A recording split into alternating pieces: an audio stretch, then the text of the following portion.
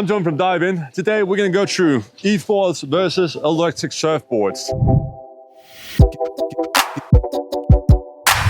The big showdown. Perfect. Well, of course, you just pick both boards, but most of us can only afford one, let's be honest. So which of these boards should you pick? Are you going to go for the Awakes, the Jet Surf, the Woo Jets? Or are you going to go for the Audi e-trons? Are you going to go for the flight boards, the lifts, the Wadoos, the Sci-Flies, whatever board you decide to go for?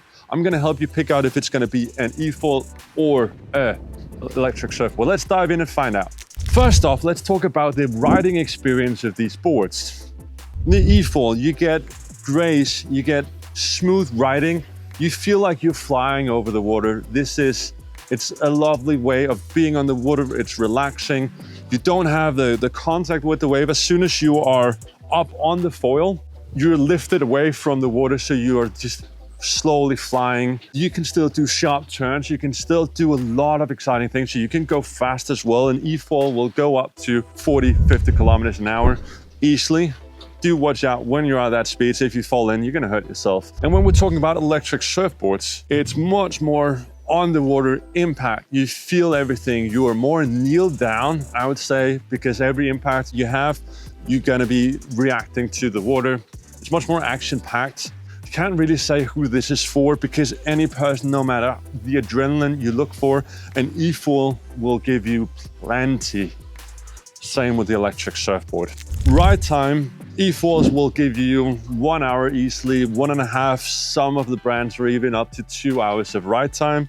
Electric surfboards will give you around 30 minutes. If you are going for a petrol-powered motorized surfboards, they will do 1 hour, 20 minutes or something like that before you need to go in and refuel.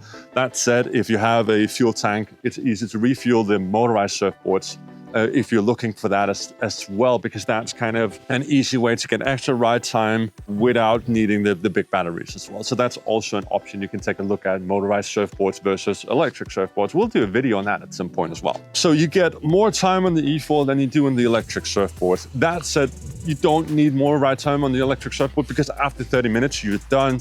You're tired in your body and you want to go in and do a break, and then you can recharge as well in the meantime.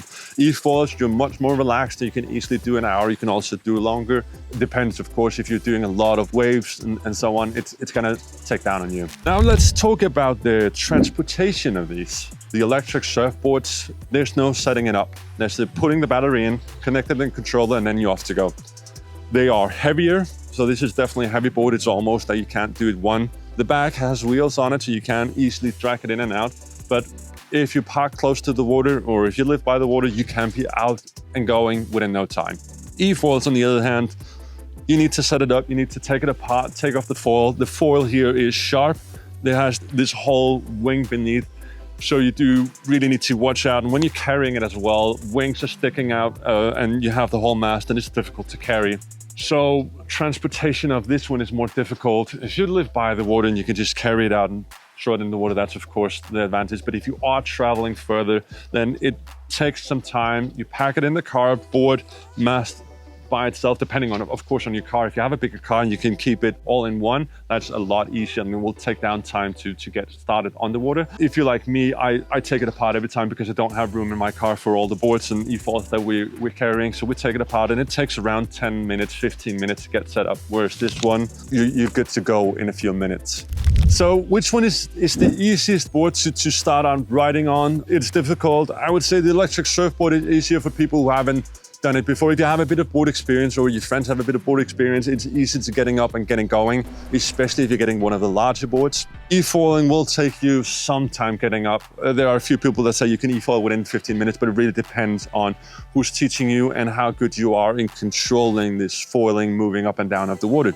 And especially if you're buying your own efoil, I always suggest people going to the small list that they can carry depending on their weight, because that will give you the most fun in the long run. So you are on a small board, and if you're learning out on your own board, it will take a few times. You'll fall in, you'll get up. But don't worry, you will get it at some point. If you find an efoiling school close to you, then they have bigger boards and it's easier to learn, and you will be going within a few sessions of it.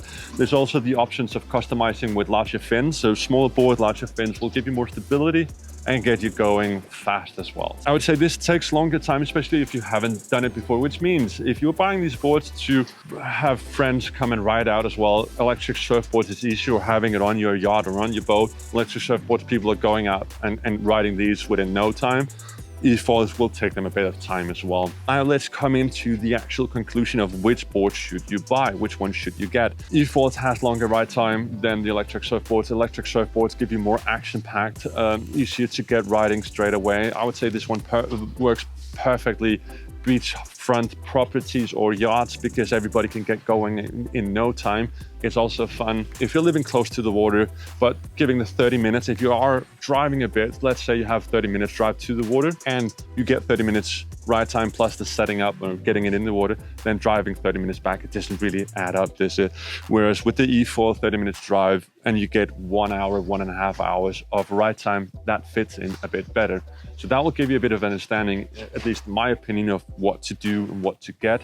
Both boards are massive fun. You will enjoy it no matter what you do. Graceful flying, more action-packed, more jumping around on the waves, flying up on the waves. You can ride waves as well in an efoil. So both of them are really, really great. Which board you decide, let me know down in the comments if you have a preferred one or if you already have a board that you're looking for. If we haven't reviewed it here on the channel, then mark it down below. I'd love to hear your feedback on which boards to review. That's it for this video. I'm Torben from Dive In, and this was the efoils versus electric surfboards.